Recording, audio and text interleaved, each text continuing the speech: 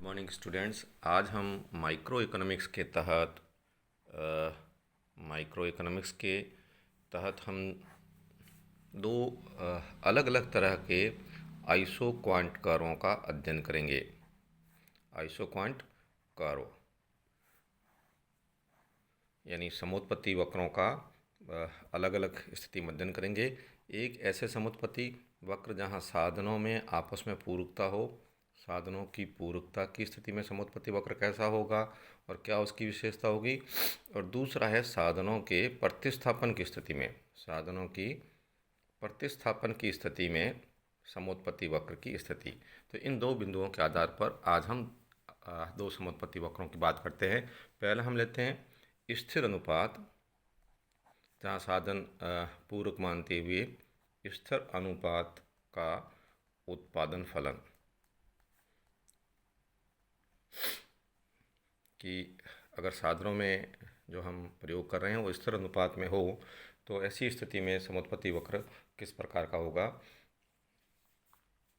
स्थिर अनुपातों का अर्थ यह है कि उत्पादन के दो साधन एक ही अनुपात में प्रयुक्त किए जा सकते हो, यानी दो साधन जैसा हम लेते आए हैं श्रम और पूंजी, और उनको समान एक निश्चित अनुपात में यदि प्रयुक्त किए जा सकते हैं।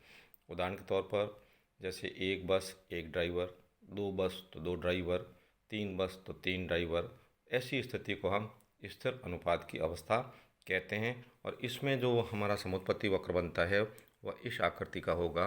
विद्यार्थी थोड़ा समझने का प्रयास करें कि जैसे यह एक स्ट्रेट लाइन 45 डिग्री के रूप में हम ले सकते हैं। यहाँ हम श्रम की इकाइयाँ और यहाँ कैपिटल की इकाइयाँ लेते हुए स्पष्ट करना चाहेंगे।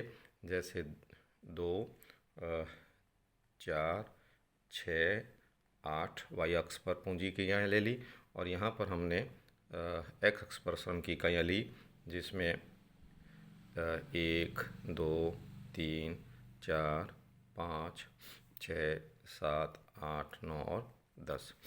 अब यदि हम स्थिर अनुपात की बात करते हुए ये चलें कि यदि दो पूंजी की और 3 श्रम की इकाइयाँ लेकर चलें तो हमें जो वक्र प्राप्त होगा वो इस तरह का होगा, जो मैं यहाँ बना रहा हूँ।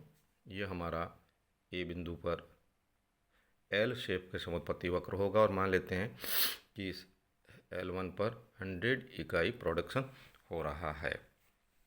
दूसरी स्थिति में यदि हम लेबर को पूंजी को दुगना कर देते हैं तो ये आपका इधर इनको भी दुगना करना होगा 6 और इधर ये हो गया 4, और इससे जो हमारा समोत्पत्ति वक्र बनेगा वह यह आकृति का हुआ, जो आपका एक निश्चित स्थिर अनुपातों को दर्शाता है और 200 उत्पादन की मात्रा को अंकित करता है। इसी प्रकार यदि हम 6 इकाई कैपिटल की लेते हैं तो इधर हो जाएगा आपकी जो है वह 6 के साथ में 6 इकाई पूंजी और 9 इकाई लेबर के साथ यदि हम प्रयुक्त करेंगे तो ये आपके 9 के आसपास होगा, और इससे जो हमारा आइसो क्वांट बनेगा वह एल शेप का होगा। तो इस ये 300 इकाई को उत्पादन को दर्शाता है। L2 L3 कर दिया, या I3।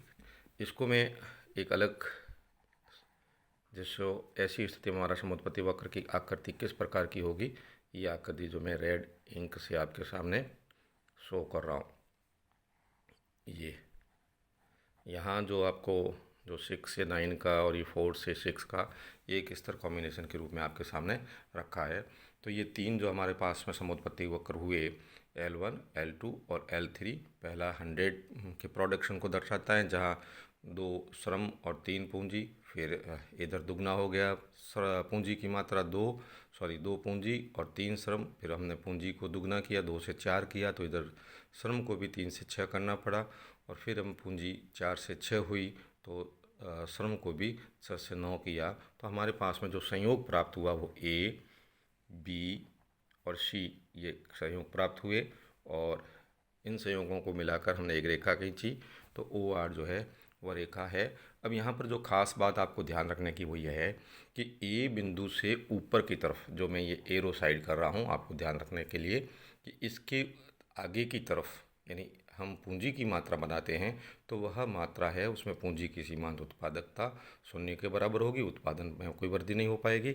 और यदि इधर हम जो अभी ए बिंदु हमें प्राप्त हुआ है 2 पूंजी और 3 श्रम के आधार पर, तो ए से यदि हम इधर दाहिनी तरफ श्रम की मात्रा बढ़ाते हैं तो भी उत्पादन में कोई वृद्धि नहीं होगी, यानी यहाँ पर श्रम की सीमांत उत्पादकता है वो शून्य को दर्शाएगी। तो ए से ऊपर की तरफ और ए से दाएं की तरफ दोनों साधनों का यदि हम प्रयोग करते हैं तो उससे उत्पादन में कोई विशेष वृद्धि नहीं होती है। यही बात हम बी और सी बिंदु पर भी देख सकते हैं। तो इसे हम कह सकते हैं कि जो एल आकृति का समोत्पत्ति वक्र है, इसे लियोनटिफ समोत्पत्ति वक्र भी कहते हैं। क्या कहते हैं? लियोनटिफ समोत्पत्ति वक्र। लियोनटिफ समोत्पत्ति वक्र,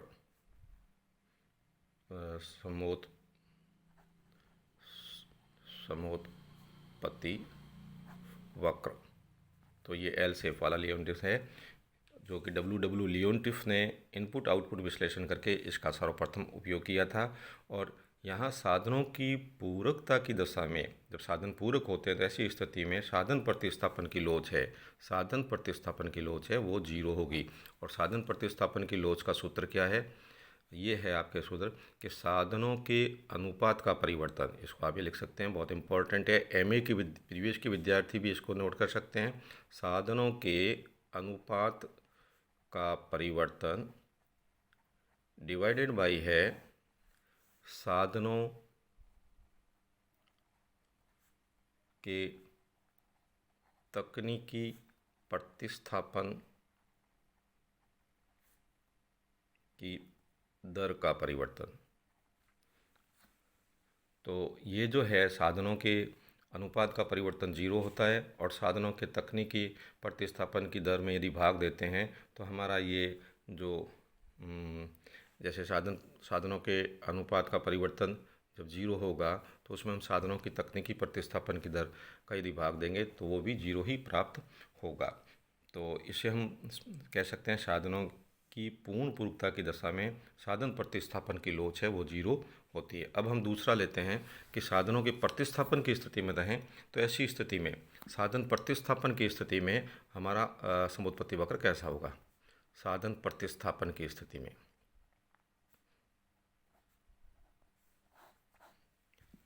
साधनों के बीच पूर्ण प्रतिस्थापन परफेक्ट सब्स्टिट्यूबिलिटी की स्थिति में समोत्पत्ति वक्र रेखीय उत्पादन फलन की दशा में होगा। यानी हम ऐसी स्थिति में जो समोत्पत्ति वक्र होगा वह इस आकृति का होगा। जैसे आप देख सकते हैं ये समोत्पत्ति वक्र की स्थिति होगी, रेखीय आकृति का समोत्पत्ति वक्र होगा, जहाँ यहाँ कैपिटल शो कर सकते हैं हम, और यहाँ लेबर और ये कैपिटल, और इनके जो संयोग हम सकते हैं 4 पूंजी और 2 श्रम से 100 इकाई उत्पादन हुआ।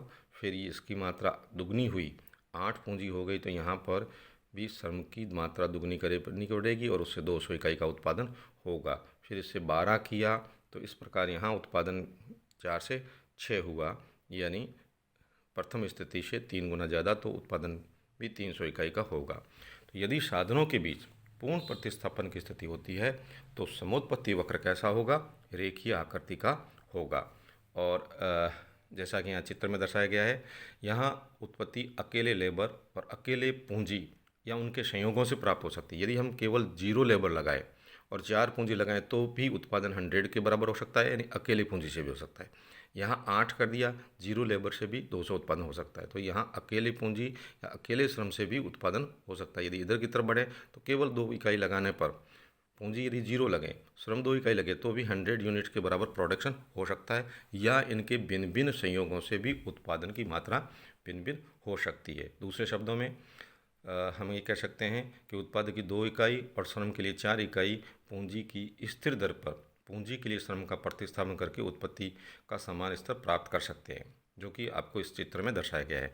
और यह जो है साधनों के प्रतिस्थापन की दृष्टि में साधन प्रतिस्थापन की लोच इस प्रकार अपन याद कर सकते हैं कि साधनों के अनुपात का परिवर्तन, जैसे हमने यहाँ लिखा साधनों के, क्योंकि वो सूत्र वही है, साधनों के अनुपात का परिवर्तन और साधनों के तकनीकी प्रतिस्थापन का परिवर्तन। ऐसी स्थिति में ये जो है साधनों के अनुपात का परिवर्तन, यह अनंत होने के कारण इसका यानी कहने का मतलब है इसकी साधन प्रतिस्थापन की लोच है वो इन्फिनिटी होगी। उसमें साधनों के तकनीकी प्रतिस्थापन, इसमें हम जीरो हो जाएगा। ये साधनों के तकनीकी प्रतिस्थापन की दर क्या हो जाएगी, जीरो हो जाएगी। और ये अनुपात जो भी होगा, ऐसी स्थिति में हम किसी संख्या में जीरो का भाग देंगे तो साधन प्रतिस्थापन की लोच है इन्फिनिटी होगी। तो जहाँ साधन प्रतिस्थापन होते हैं वहाँ साधनों के प्रतिस्थापन की लोच अनंत होती है, और जब साधनों की पूरकता होती है वहाँ जो है वो साधन प्रतिस्थापन की लोच है वो जीरो आती है, ये ध्यान रखना है। और साधन की पूरकता में समुत्पत्ति वक्र एल आकार का होगा, जिसे हम लियोनटिव उत्पत्ति वक्र कहते हैं। और साधन प्रतिस्थापन की स्थिति में लीनियर प्रोडक्शन फंक्शन की सिचुएशन होती है। तो विद्यार्थी दोनों तरह के प्रोडक्शन फंक्शन को, जिसमें हम साधनों के अनुपातों का अलग अलग रूप से आपको समझाया, ध्यान रखें और इसको अच्छी तरह से तैयार कर लें, डायग्राम भी समझ लें और साधन प्रतिस्थापन की लोच का सूत्र भी ज्ञात कर लें। आपके लिए बहुत इम्पोर्टेंट है। और आगे की वीडियो में हम और किसी नई माइक्रो के टॉपिक पर नए टॉपिक पर चर्चा करेंगे। धन्यवाद।